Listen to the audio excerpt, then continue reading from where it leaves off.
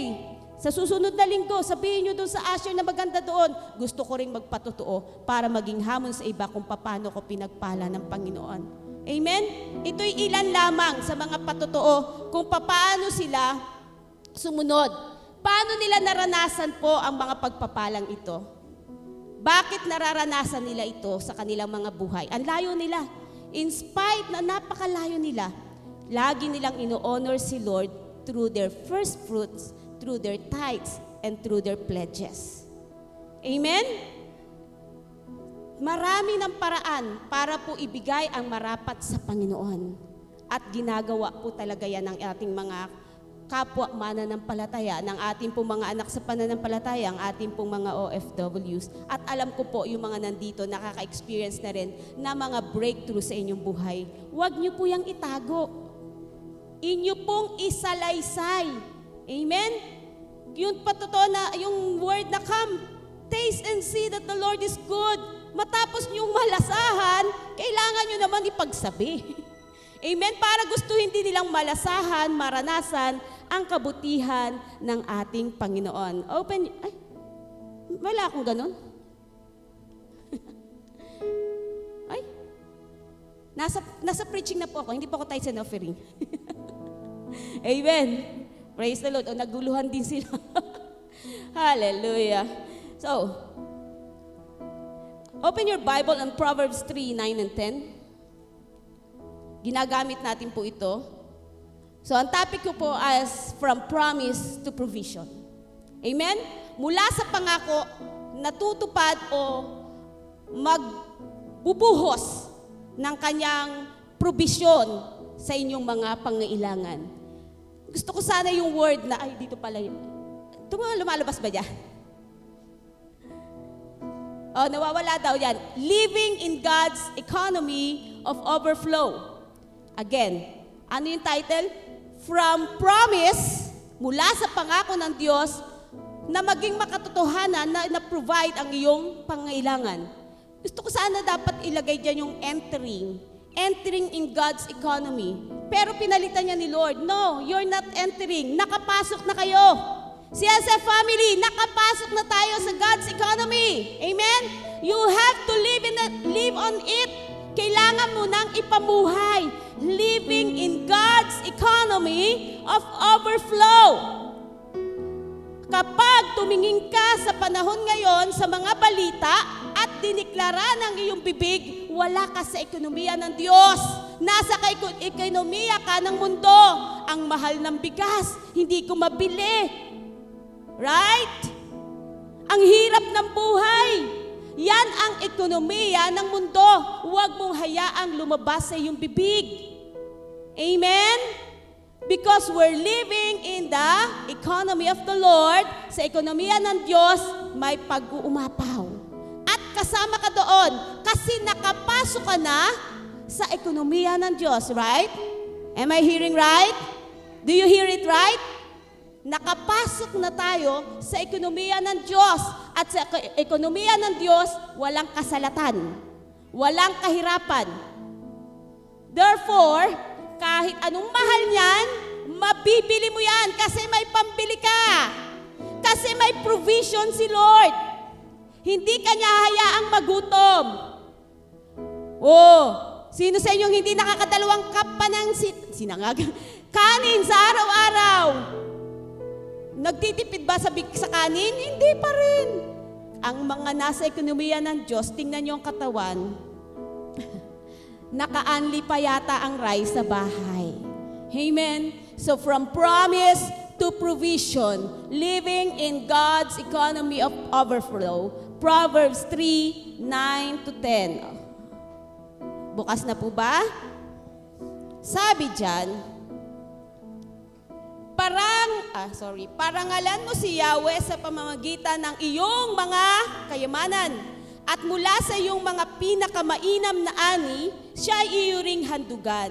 Sa gayon, kamalig mo ay lagi ng aapaw, sisidlan ng inumin ay hindi nga matuyuan. So that first fruit, meron ba dyan sa Biblia nyo? Paki-underline o paki-bilugan. Sabi dyan, honor the Lord Honor the Lord with thy substance and with the first fruit of all thine increase. Yung po ba nabasa nyo? Amen? So shall thy barns be filled with plenty, and thy presses shall burst out with new wine. Sa ibang translation, pag sinabi pong honor, you worship. So pag ino-honor mo si Lord, winu-worship mo siya, sinasamba mo siya. At part ng pagsamba is you honor the Lord with the substance. Ang sabi, sa pamamagitan ng iyong kayamanan at mula sa iyong pinakamainam na mga ani. So yung first fruit dito na tinatawag, it's not a church doctrine. That first fruit word, okay, is not a philosophy. That first fruit word, hindi ito pakiusap na gawin natin. That first fruit word is a scriptural commandment that we must obey. Ito'y salita hindi ng tao, salita ng Diyos na kailangan nating sundin. Amen po ba? At ito yung pangako from promise to provision na kung ating susundin, tayo po ang may benepisyo. Tayo po ang makikinabang. Amen? Itinuturo ito ng iglesia, ng church natin, hindi po para lamang masustain ang pangangailangan ng church, para po ito sa iyong benepisyo. At para po tayo manatili, huwag kayong matakot sa anong nangyayari sa labas ng mundo, para po tayo manatili sa ekonomiya ng Diyos, kailangan po nating lakaran ang salita niya. Huwag tayong maniwala at magtiwala sa pangako ng tao. Sa pangako ng Diyos tayo magtiwala. Last Monday, nung bumili ako ng bigas, pinakamura na ay 56. Angalan yung mga kasabay ko, mga tricycle driver. Sabi ni Bongbong, gagawing 20 piso, 1 kilo. Reklamo sila, tahimik lang ako. Hirap na hirap yung mga tricycle driver. Alam nyo naman ang gawain ng tricycle driver, isang kahig, isang larga, may pambili na sila. Right? So, isipin na lang natin yung mga mangingisda sa panahon ngayon. Ano kaya lumalabas sa bibig nila ngayon? Walang huli, walang kita, walang pambili, lahat wala. Pero sa mga anak ng Diyos, kapag ikaw ay laging nananahan sa pangako ng Panginoon, nakapasok sa ekonomiya ng Diyos, hindi mo masasabing wala dahil araw-araw magpapadala ang Diyos ayon sa ating pangailangan. Hindi ka magkukulang. Say amen sa lahat na nakaranas na hindi pagkukulang ni Lord. Oh, hallelujah. We praise you, Lord. We praise you, Lord Jesus. Kahit ako nararanasan ko yan. Kung mananangan ako sa aking pong sweldo, kulang. Pero nanangan ako sa provision ni Lord. Sobra. Higit pa. Amen? God will always exceed your expectation. Maraming paraan si Lord para i-provide ang iyong pangangailangan. Maraming paraan si Lord para iparana sa iyo na kaya niyang ibigay ang iyong pangailangan sa araw-araw. Kung ang ibon nga sa himpapawid hindi niya pinababayaan, ikaw pa ba? Sabi mo sa katabi mo, ikaw pa ba?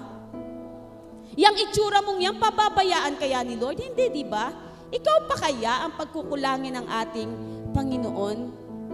So, pag pinag-usapan po ang pera, minsan close. Kapag po kayo nakinig, kaya ko to gustong ipangaral sa inyo po. Ang dami ko nang naririnig sa Facebook, yung mga reels, yung mga maliliit, na kinokondem na yung pagtatites, yung pagbibigay ng first fruit. Marami pa rin hanggang ngayon. Kautusan niya noon, hindi na ngayon. Pero ang sabi ni Lord, panghabang panahon. Amen? Kung nais mo maranasan panghabang panahon, ang biyaya ni Lord matutukan sumunod. Huwag kayong basta accept ng accept, tanggap ng tanggap kung ano yung naririnig yung pangaral, mga maliliit na pangaral sa social media. Kailangan maging matalino po kayo kasi ang kaaway, gusto niya hadlangan ang blessings na para sa'yo. Gusto niyang hadlangan yung ulan ng pagpapala na dapat bubuhos sa'yo. Gusto niyang nakawin ang blessings na dapat ibubuhos ni Lord para sa'yo. Tama po ba? Kaya marapat na tayo'y maging mapagbantay, maging matalino sa pagtanggap po ng salita ng Diyos. When man is speaking of, the Bible is very much clear. Sige po, pakipress na lang. Sige. That God owns everything. Tandaan niyo po yan. Kapag po naka-question niyo ang sarili niyo kung magbibigay ba ako o hindi, kapag po naka-question niyo ang sarili niyo kung magkano ang ibibigay ko, lagi niyo pong ilagay sa isipan niyo that God owns everything. Sabihin niyo nga, God owns everything. That is the first principle kapag po kayo ay dumadaan sa sitwasyon na parang ayaw mong magbigay, para pong tikom na tikom itong iyo pong kamay para mag-release. Tandaan mo po ang salita ng Diyos, Psalms 24 verse 1, the earth is the Lord's and everything in it, including you and me. Kanino tayo? Sa Diyos. Ang lahat ng bagay dito sa mundo, sa langit at sa lupa ay sa Diyos. Wala tayong pagmamay-ari. Kahit na may pinangahawakan kang titulo na nakalagay ang pangalan mo, temporary lang yan. Pag nawala ka dito sa mundo, may mag-aari niyang iba. Am I right? Kung nasa iyo ang pangalan ng sasakyan, ng bahay, ng lupa, anuman ang nasa iyo, paglisan mo dito sa mundo, lilipat yung pangalan sa iba. At paglisan ng may-ari yon, ilipat uli sa iba. Lahat maiiwan dito, wala tayong madadala. Because God owns everything. Amen? We are just stewards. Sabi mo nga sa katabi mo, stewards. Managers. Kung wala ka ngayong iniingatan, alalahanin mo, you are the manager of your life. You are the manager and stewards of what you have today. Hindi mo yan pagmamay-ari. May tunay na nagmamay-ari niyan. Amen po ba? Your possessions, your homes, even your children, ibigay mo yan kay Lord. Maglingkod yan kay Lord. Habang bata, paglingkurin mo sa Panginoon, even your katawan, your bodies, pagmamay-ari yan ni Lord. Remember, Proverbs 12:2, yung kasi-share ko lang last month, we have to offer our bodies as a living sacrifice. That is the true worship. And part of it is what we have, na akala mo pagmamay-ari mo, pero ang totoo niyan, si Lord ang may-ari.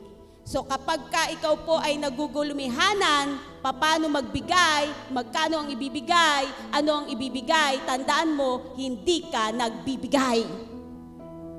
Kasi lahat yan ay pagmamay-ari in Lord. Nagbabalik lang tayo. Amen? Nagbabalik lang tayo kung sino ang may-ari. At tinitingnan tayo ni Lord how we manage ano ang kanyang ipinagkatiwala sa atin. Are we faithful with little things? Therefore, pagkakatiwalaan niya tayo ng mas malaking bagay. Kung sa maliliit na ipinagkatiwala sa iyo ni Lord, natagpo ang kanyang nagtatapat, sa malalaking bagay, matagpuan pa rin ikaw na nagtatapat sa Kanya. Amen? Everything belongs to God. Tama po ba? Everything belongs to God. Jesus Christ, again, is the firstborn and the first fruit of God for us. Kung akala mo, kapag nagbigay ka ng iyong tithes, nauna ka sa Panginoon, babalik ka pa rin sa totoo. Si Lord ang unang nagbigay. Sino ang unang nagbigay?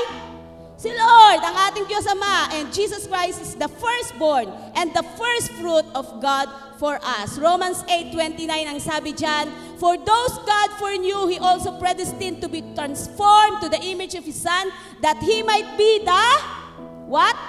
The firstborn. Sinong firstborn? Jesus Christ is the firstborn among many brothers and sisters. And sabi dyan sa 1 Corinthians 15:20, but Christ has indeed been raised from the dead, the first fruit of those who have fallen asleep. Kung si Jesus, yung first fruit ng nabuhay, ikaw at ako ay mabubuhay din kasama niya. Hello! Amen?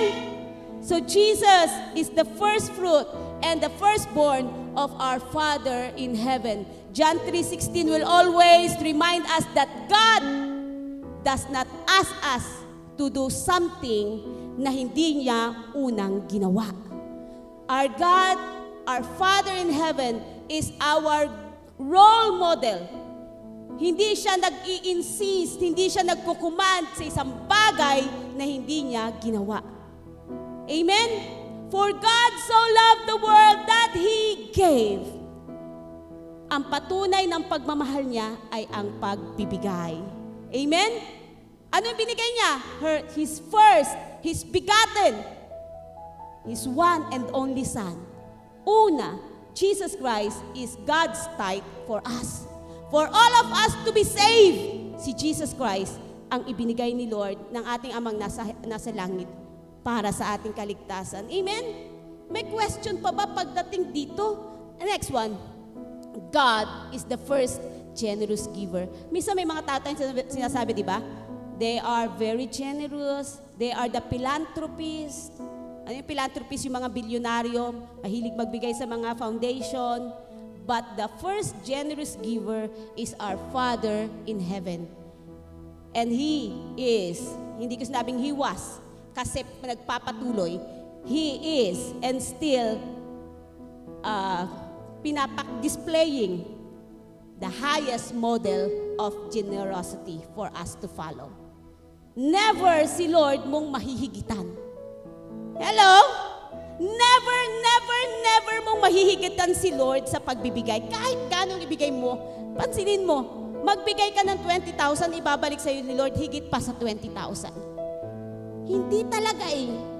Kala minsan natin, ang napaka-generous na natin, iika po ako na 1,000. Pansinin mo, di mo pa minsan na ihuhulog, napalitan na ni Lord. Hello? Napalitan na ni Lord. Sabi sa akin ng isang estudyante ko, lumabas ako ng classroom, uwi na ako, dala ko yung tote bag ko. Wow, tote bag. Ang laki ng tote bag ko. Katulad yung sinabi ng mga youth, diba? Pag ako pumasok, marami po akong bag. Either 2 or 3 ang bag ko. Dalawa po yung bag ko. Sabi sa akin ng lalaki, grade 6, sabi niya, "Hi, teacher." Sabi niya ganon. "Wow, you have a Gucci bag. How much is that?" Di ko alam kung magkano. Bigay lang yun eh. Maalay ko ba kung ano yun? Ano, branded or what? Ang alam ko lang, gumamit. Hindi ako after sa brand. After ako, ano yung gamit nun para sa akin. Pero sabi ng batang lalaki, grade 6, sabi niya, "You have a Gucci bag. How much is that?" Sabing ganon. Nagulat ako, sabi ko, bigay lang yan. Alam nung anak ko kasi, nung may nagbigay sa akin, kapatid ko actually, nagulat nga ako, generous yung kapatid ko. "Hi, Rhea, thank you Binigyan niya ako ng bag na yon. Merong QR code. Tama? So ginawa nung anak ko, iniskan niya yung QR code. Just tingnan ko magkano yung Gucci bag. Hindi ko na alam kung totoo talaga. Pero kung totoo, thank you Lord. Kung hindi man, thank you pa rin. Amen. Kasi may bag akong ginagamit. Ang laki. Lahat ng gamit nandun. And then, the other one, biglang sabi nung isa kong grade 5, sabi niya, "I have like your bag, teacher." Sabi niya, ano tawag doon, Abby? CLN ba? CLN? CK. Sabi niya, CK. Sabi niya, gano'n. Sabi niya, "You know, teacher, alam mo ba magkano ang bag kong ganito? 5,000. Sabi ko, wow, 5,000. Yung natanggap ko palang regalo, halagang 5,000. Gano'n kabuti si Lord? Kung ako bilang nanay, hindi ko yung bibilhin. Hello? May mga uunahin ako. Siyempre, una si Lord. Pero yung hindi mo hiningi, ibibigay ni Lord, higit pa sa inaasahan mo. Amen? Naintindihan niyo ba paano si Lord kumilos at gumawa? Yung pag inuuna mo siya, uunahin ka rin niya. Hindi mo talaga siya mapapantayahan. Hihigit at hihigitan niya yung ibinibigay mo. Hello? Right? Yung hindi ko bibilhin, si Lord ang nagbibigay. Yung hindi ko kayang i-afford, si Lord kayang i-afford. Hello? Yung imposible sa'yo, posible sa Diyos. Anong dapat mong gawin? Honor the Lord. Honor the Lord. From promise to provision. Pag tumupad ka sa pinagagawa sa iyo ni Lord, ang pangako niya, gagawin niyang totoo. Do not claim anything from the Word of God if you don't want to live on it. Kahit gaano kapangyarihan, kalakas ang salita mo, ang kinin ng salita ng Diyos, pero hindi mo ito nilalakaran, wala itong power. Kailangan mong hakbangan, kailangan mong paniwalaan, kailangan mong isabuhay. Honor the Lord with, sabi dyan, thy substance and with the first fruit of all your increase. Sabi nyo nga, increase. Ay, naku. Increase. Naniniwala ba kayo sa increase? Amen. Bago yan naging increase, nasa puso na ni Lord na i-increase ka. Nasa puso na ni Lord na i-promote ka. Nasa puso na ni Lord na i-bless ka. Kung hahakbangan mo lamang yung pangako ni Lord, tututuhanin niya ito sa buhay mo. Amen po ba? Amen. Jesus Christ. Again, remember the principle of first. Huwag po kayo makalimot na ituro ko na itong first na ito.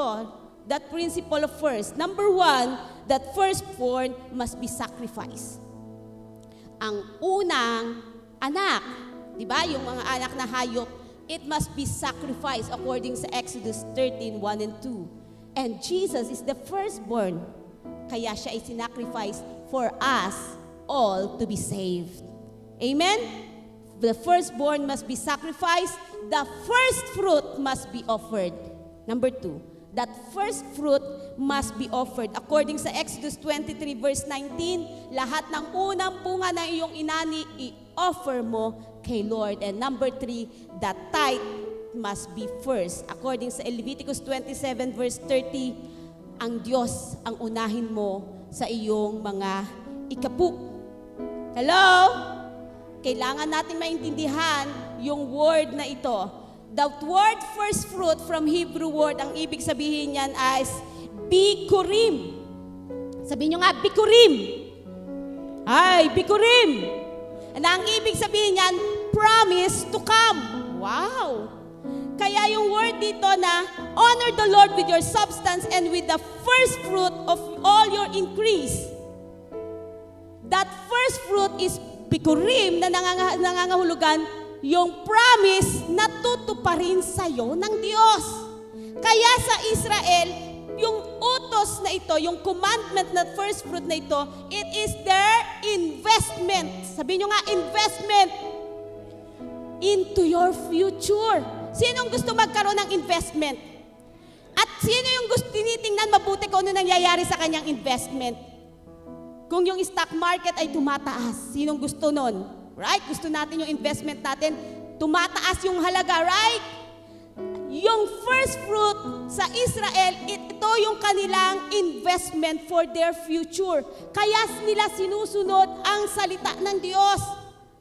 Kasi pag alam nila, pagpunta nila sa lupang pangako, ito yung panghahawakan nila. Tutupad si Lord sa kanyang pangako. God told them that if they brought, kung dadalhin nila yung kanilang first fruit sa household ni Lord, He would bless all that came afterward. Ang lahat ng darating ay pagpapalain ni Lord.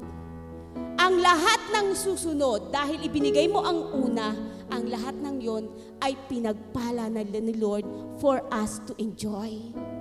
That is our investment. Kapatid, gaano kalaki ang ininvest mo para sa iyong kinabukasan? Your tithe is your investment. Your first fruit is your investment of what will be your future. Kung ano ka ngayon, kung bakit nga hindi ka na nakakaranas ng tagutom, kasalatan, it is because of your investment noong mga unang panahon. Kung ayaw mong maputol yung pagdaloy ng pagpapala mula doon sa investment mo noon, ipagpatuloy mo ang iyong pangako sa Panginoon. Amen? Always bring your bukirim, your first fruit to the Lord because ito yung promise to come. Ano yung pinaniniwalaan mong pangako ng Diyos, mangyayari because of your first fruit. Amen po ba? Naiintindihan po ba? Now, why was first fruit given? Bakit ibinibigay ang first fruit? Number 1, it is a gift as a gift of obedience. Sabihin nga, pagsunod. Pagsunod, mahina. Pagsunod, susunod. Ako, ayun. Ako ay susunod. Ayun. Diba? So, as a gift of obedience, Leviticus 23 verse 14, ang sabi dyan, basahin natin, Leviticus 23 verse 14b. Ano ba yung Leviticus 23, 14? Sa mga tatayo dito, yung oras natin, plus lang kayo ng plus ng 8. Yung po ang tamang oras. Late po yan ng 8 minutes eh. Leviticus 23 verse 14. Kung meron po may alam po mag-adjust nun, digital na yon, pakiayos po. Leviticus 23 verse 14b, sabi dito, huwag kayong kakain ng tinapay o trigo, maging sinangag sa sariwa hanggang hindi ninyo nagagawa ang paghahandog na ito. Ito ay tuntuning susundin ninyo habang, ano daw? Nabasa niyo ba sa Biblia? Habang panahon. Ito ay tuntuning susundin niyo habang, ano daw? Panahon. Ibig sabihin kahit anong panahon, umulan, bumagyo, nakakaranas ka man ng anumang sitwasyon ng buhay mo, susundin mo ito dahil alam mo ito ay tuntunin ng Diyos.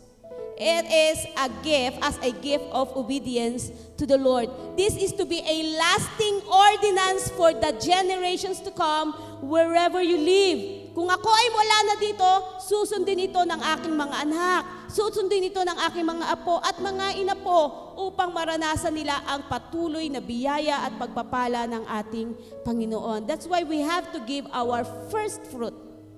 Amen? Our first fruit. And number 2, because God always demands our first. Sabihin mo nga, first.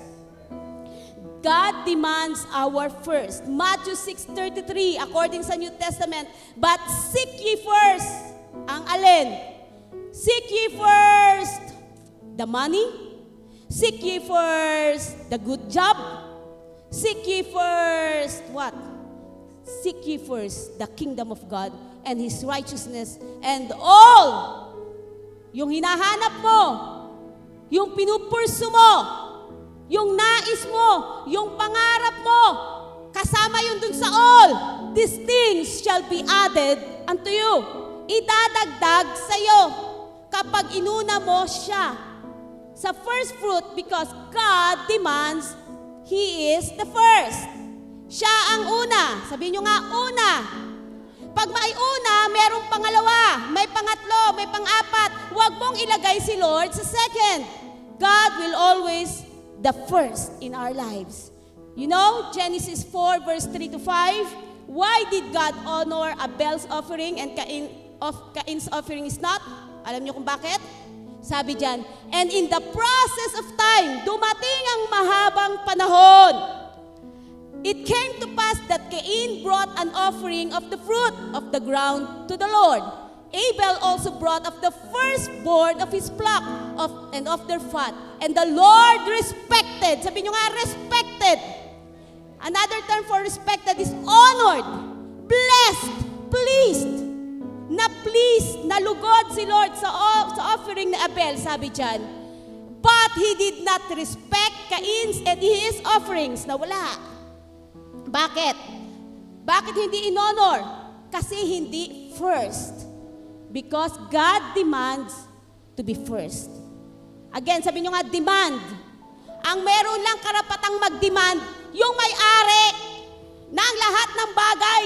Sino yon? Our God. Our God demands to be first. Because God cannot be second. Sabihin nyo nga, God cannot be second.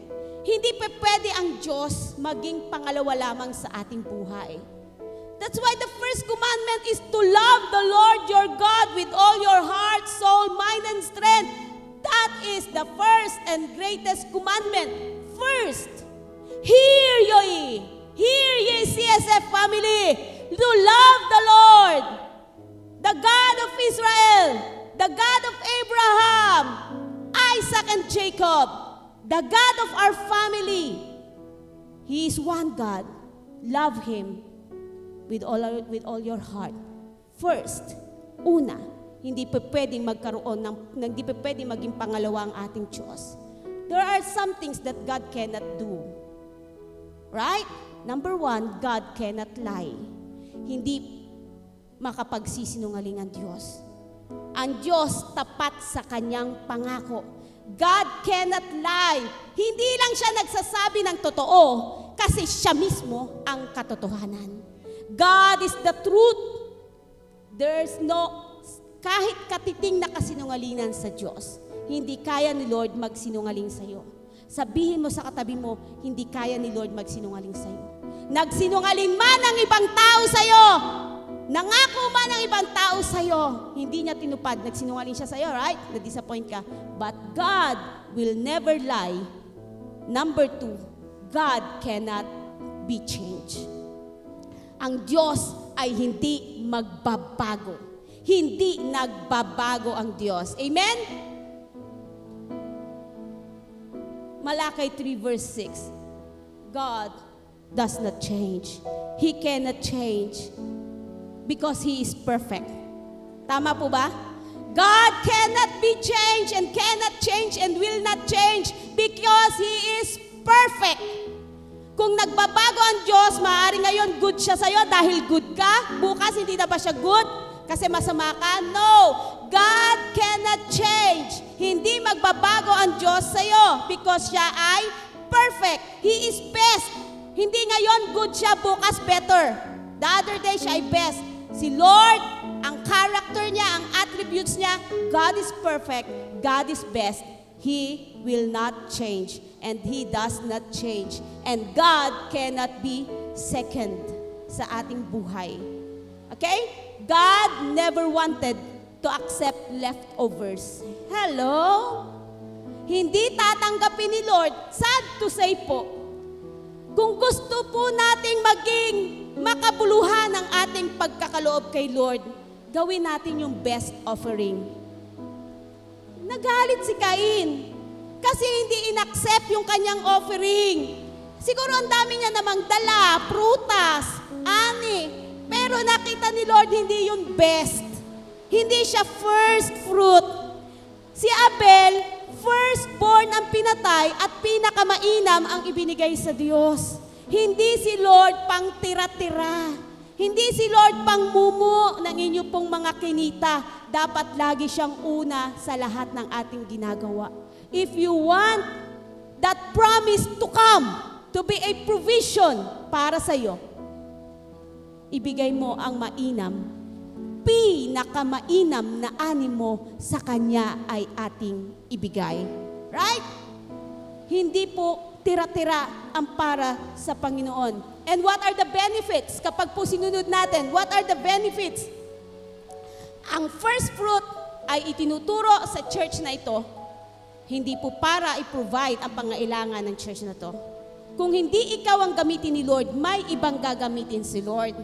Tandaan nyo, ang kamay ni Lord, ang power ni Lord, hindi limitado sa ating nandito. Kahit nasa labas, pwedeng gamitin ni Lord mag-provide, mag-bless ng church na ito. I-provide ang pangangailangan nito. Kaya namin itinuturo ito para sa ating benepisyo. Para makover tayo ng ekonomiya ni Lord. Para hindi natin maranasan ang kahirapan ng mundo. Kasi anak ka ng Diyos. Hello? Sabi mo sa katabi mo, anak ka ng Diyos. Hindi ka magugutom. Hindi ka magkukulang. Magtiwala ka na ang lahat ng iyong tinanim, yan ngayon ay umaani. Lalo ngayong umuulan, nadidiligan ang iyong tanim. Literally and spiritually speaking, we're declaring abundance of blessings sa bawat isa. Amen? What is the benefits? Number 1, overflowing blessing. Sabihin nyo nga, overflowing. Nakita nyo ba yung baha? Gusto nyo ba ganon? Baha ng pagpapala? Overflowing blessings. You must understand that every type of giving, lahat ng uri ng pagbibigay ay may kalakip na benepisyo. Okay? Number 1, ang tithes. Ang ikapo, ang pagbibigay mo ng ikapo, open heavens. Your tithes open heavens and reminds God to rebuke the devourer. Para walang makapanila, makasira, makapagnakaw. Sabi ko nga nung nangyari kay Angge, Angge,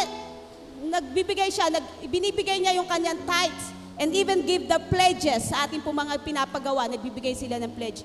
Pero bakit niya yun naranasan? Wala ba yung covering ni Lord? Level up! Hindi po yun. Hindi po yun ang itinuro ni Lord. Nawala ba yung covering? Kaya nawala yung kanyang wallet? Nag-level up lang. Pinatunayan lang ni Lord na kahit anong oras, anumang panahon, kaya kong ibilik yan sa'yo na masigit pa sa inaasahan mo. Amen? Lalo niyang nakita ang kadakilaan at kabutihan ng Diyos. Si Lord hindi nakakalimot. Sabihin mo, hindi nakakalimot. Yung mga panalangin hiningi mo at tinaniman mo, hindi yan nakakalimutan ng Panginoon. Maalala yan ng ating Panginoon. If tithe open heavens and reminds God to rebuke the devourer, your first fruit. Ano ang ginagawa ng first fruit? First fruit, it provokes. Wow, sabi nyo nga, provokes. Sa negatibo, yung provokes, magalit ka. Pero gamitin natin sa positibo yung provoke. Provoke means mahikayat, maakit. Okay? Ano pang word? Pumukaw. Pumukaw. Okay, that first fruit provokes financial surplus. Sinong gusto ng surplus? Ay, nako. Hindi yung ukay-ukay. Surplus. Sabi nyo nga, sobra-sobra. Surplus and overflowing blessings. Pag ibinigay natin, ipinagkatiwala natin sa Diyos yung first fruit, pinupukaw nito ang kaharian ng langit. Hinihikayat nito ang kaharian ng langit, ang ekonomiya ng Diyos na bumuhos sa iyo, ang nag-uumapaw na biyaya at pagpapala ng Panginoon. Come on, let's give God the best clap offering for that. Hallelujah! Praise you, Lord! Kaya pag si Nanay Betty nagsasabi, Madir, pagawagan yan. Nakaano ako eh. Natataranta ako kay Lord eh.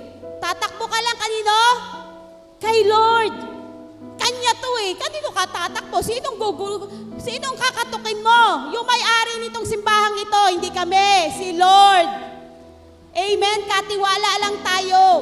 Yung mga bagay na pangailangan nito, yung may-ari nito ang magpo-provide higit pa sa ating inaasahan. Marami tayong hinihingi kay Lord. Kung magkakaisa tayo, madali natin yung makukuha. Maging faithful tayo sa ating tithes and first fruit, lalong madali natin makukuha yan. Walang imposible kay Lord. Nakikihiram lang tayo, ito po ay sa children ministry. Thank you sa children. But we're claiming and declaring, yung 100 inches, kaya ba ng church na to? Hello? Yung 100 inches na TV, kaya ba ng church na to? Kaya. Kayang-kaya. Pagtulungan natin magkaroon tayo ng 100 inches na TV. Mas malaki pa dyan. Kasi sabi ng mga nanay, ng mga nasa likod, ano yung nakasulat? Ano daw yung nakasulat? Di na mabasa daw. Gusto nyo makita nyo malaki? Malaki din ang bigay natin kay Lord. Amen? Hallelujah. Praise the Lord. Number 2. Whoops! It destroys the grace and ridicule. Yung pagkapahiya mo, na laging sinasabi ng iba na ikaw ay wala, na ikaw ay kulang, na ikaw ay naghihirap. Alam mo yung pagtitiwala mo kay Lord? Again, it's not the amount. Sabi nga ni Bishop, kung ibigay mo, kung yun lang talaga ang first fruit mo, kung 5 piso talaga ang first fruit mo, kung 10 piso talaga yung first fruit mo, it doesn't matter. Ang mahalaga ka, tapat ka kay Lord na ibinigay mo yung first fruit mo. Nagbigay ka nga ng 1,000, 2,000, 20,000. Hindi naman yan talaga first fruit, leftover mo lang yan. Sino ang mahalaga sa Lord? Sino ang in-honor ni Lord? Sino sa inyo si Cain? Sino sa inyo si Abel? Kahit 5 piso yan, i-honor yan ni Lord as long as it is your first fruit. Mga kabataan, taniman nyo na ang magandang kinabukasan ng Diyos para sa inyo. Nag-aaral pa lang ako, wala akong ibibigay. Meron kang ibibigay kasi una si Lord nagbigay sa'yo. Huwag mo muna unahin yung load. Unahin mo muna yung pagtitiwala kay Lord. Hello? Subukan mo si Lord. Higit pa sa load ang ibibigay sa'yo ni Lord. Amen? Higit pa dyan ang ibibigay sa'yo ni Lord. God is a great rewarder. Hindi ka niya ipapahiya. It destroys the grace and ridicule. Hindi ka ipapahiya ni Lord. Sabi sa 1 Samuel 2 verse 30b, ito yung pakikipag-usap ng isang lingkod ng Diyos kay Eli at sinasabi niya yung ginawang kasalanan ng mga anak ni Eli. Sabi sa 1 Samuel 2 verse 30b, God honors those that honor Him. Pararangalan ng Diyos ang nagpaparangal sa Kanya. Pero kapag ikinakahiya mo siya, ikakahiya ka rin niya. Kung hindi mo siya pagtitiwalaan, paano kanya pagtitiwalaan? Kung hindi niya makita sa iyo ang matinding pagtitiwala sa mga pangako niya, paano niya ibibigay ang best para sa iyo? God honors those people who honors Him. And balik tayo sa Proverbs 3:9, honor the Lord. Right? Honor the Lord with your substance at yung mga pinakamainam na ani. And number 3, benefits of first fruit is divine preservation. When we commit our first fruit to God, Lord, etong first fruit ko, pagkakatiwala ko sa iyo, ipoprovide mo yung ibang pangailangan ko. Magtiwala ka. God, if we commit our first fruit to God, we commit everything to Him.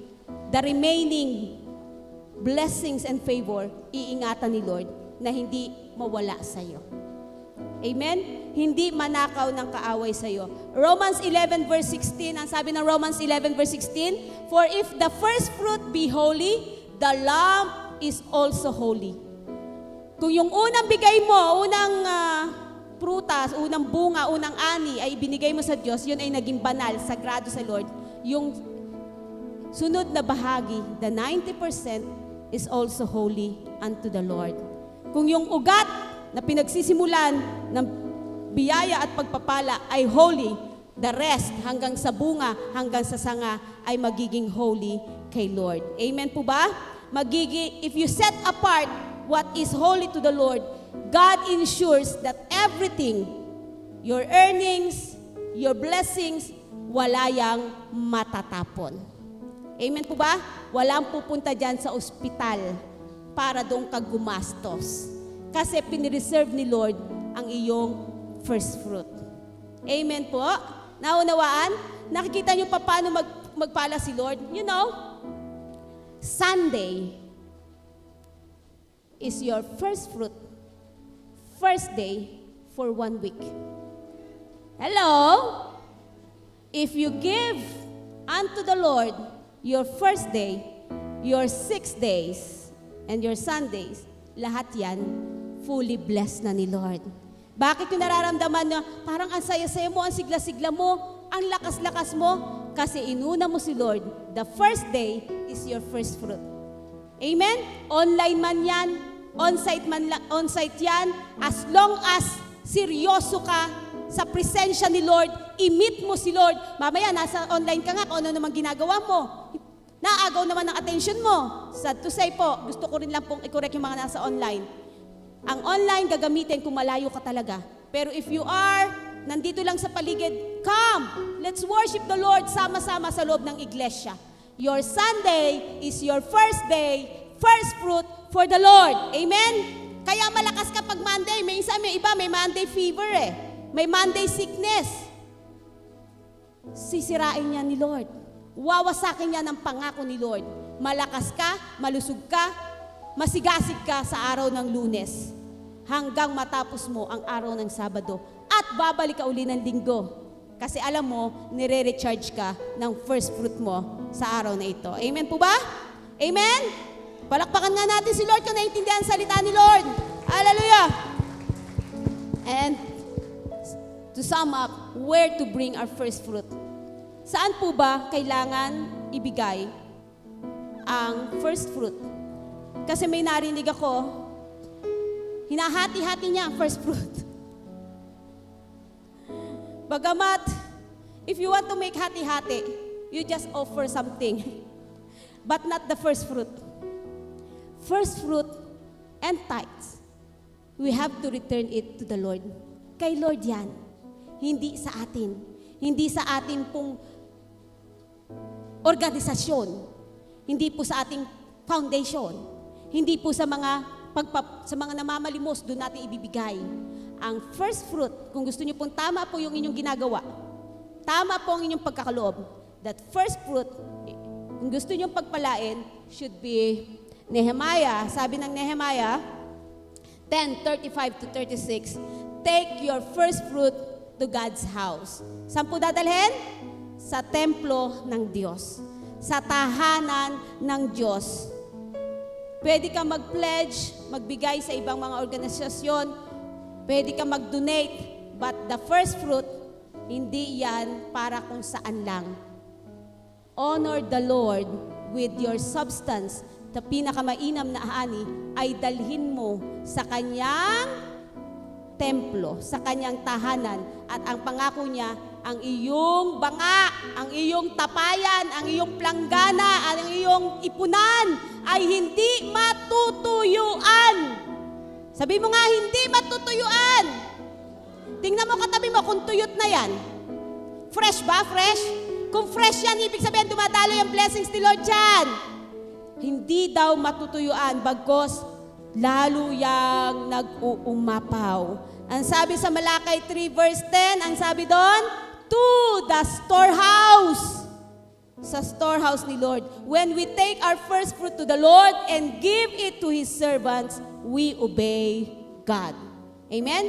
That is our responsibility. And the responsibility of the Lord is to make His blessings overflow in our lives. Amen? Amen? Obedience brings blessings. Tandaan nyo, but half obedience is still disobedience. Nagbibigay naman ako Bakit walang dumadating na pagpapala? Bakit wala yung pabor? Bakit wala yung proteksyon? Paano mo ibinigay? Mahalaga din po, paano mo ibinigay? At saan mo ibinigay? Sa matabang lupa. Ano ang matabang lupa? Ang gawain ng ating Panginoon. Amen?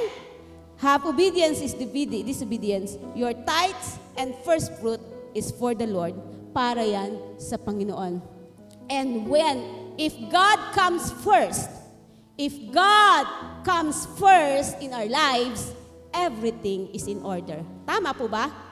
Kapag ang Diyos ang una sa ating buhay, ang lahat ay nasa kaayusan. But sadly, if God is not first in our lives, nothing is in order. Kung gusto mo na may kaayusan, kapayapaan,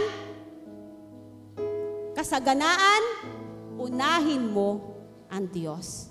Unahin natin ang ating Panginoon. Ready na po ba tayo? Naunahin si Lord? Handa na po ba ang inyo pong envelope? Na-ready nyo na po ba yan? Alam nyo po ako, pag dumating na po ang aming sobre, napakalaki po ng sobre namin sa school. Sobre po ng report card. Ang first fruit po, laging una si Lord. Ganito po mga anak ng Diyos, subukan nyo. Pagtanggap nyo po ng inyong payslip, pagtanggap nyo po ng anumang blessings, tanggalin nyo na kaagad ang para kay Lord. Sagrado yon. Kasi, kapag inuna nyo pong tanggalin ang bills, kuryente, tubig, pang-upa ng bahay, pambaon, wala na pong matitira. Ang ibibigay nyo na lang kay Lord, tira-tira. Minsan hindi pa. Kasi natakot kayo sa mga pambayad na darating sa inyo. Subukan nyo. Hinahamon ko kayo.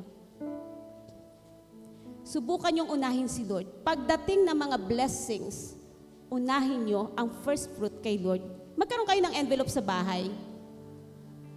Ipasok nyo kaagad. Lagay nyo yung word nyo doon, my tithes. Katulad kung kinsenas katapusan, 2 beses ako nagta-tithes. Kung weekly po kayo, edi linggo-linggo kayo mag-tithes. Kung 1 buwan po kayo, katulad po ng ating po mga OFWs, 1 buwanan po yan bago magpadala. Meron po tayong OFWs nagpapadala 5 buwan bago niya mapadala yung kanyang tithes. Iniipon niya. Kasi mahal yung ano tawag doon? Bayad sa remittance. Ano tawag? Tama, di ba? Minsan, darating sa akin, $1. Oh, sabi ko, Lord, nakahawak ko ng $1. Ako magpapapalit. Hinintay ko tumaas yung value ng $. Anak, magpadala ka na ngayon. Mataas yata ang $1 ngayon, anak. 5 months, iipunin niya yon. Mind you, wala pa siyang trabaho. Pero nagbubukod na siya para kay Lord. Amen? Meron nagpapadala monthly. Ang dami paraan. Merong Remitly, GCash. Palawan. Pagpalawan, tayo ang nagpapadala nun. Tayo nagpapadala sa ating po mga pastor, pagpalawan ang ginamit natin. Ang church na ito po ay tumutulong, nagbibigay po sa ating mga pastor, sa ating po mga gawain. Hindi lang po ang church natin ang ating pong sinusuportahan. Pero never nagkulang si Lord. Ito yung aking matinding patotoo kasi, lagi mong unahin, tanggalin, una si Lord. Hindi kanya pagkukulangin. Naranasan ko, kahit man lang, kahit lotion, kahit pabango, kahit sabon, pinoprovide ni Lord. Yung bibilhin ko na lang, si Lord pa ang nagpo-provide. Hello? Matatakot kami sa pang-grocery, pero si Lord nag-provide. Naranasan nga namin kahit bigas pinoprovide ni Lord. Magkano bigas? Higit pa dun sa o-offer mo. Right? Ganon si Lord Unahin mo siya. Hindi ka niya bibiguin. Hindi ka niya pagkukulangin. Pinatunayan niya sa akin, lalo pinapatunayan niya sa inyo.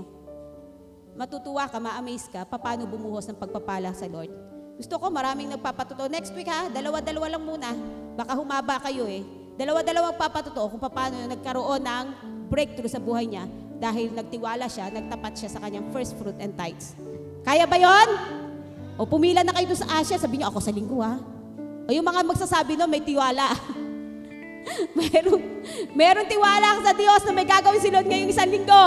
Dahil dito, Lord, alam ko, breakthrough is coming. Let's all stand.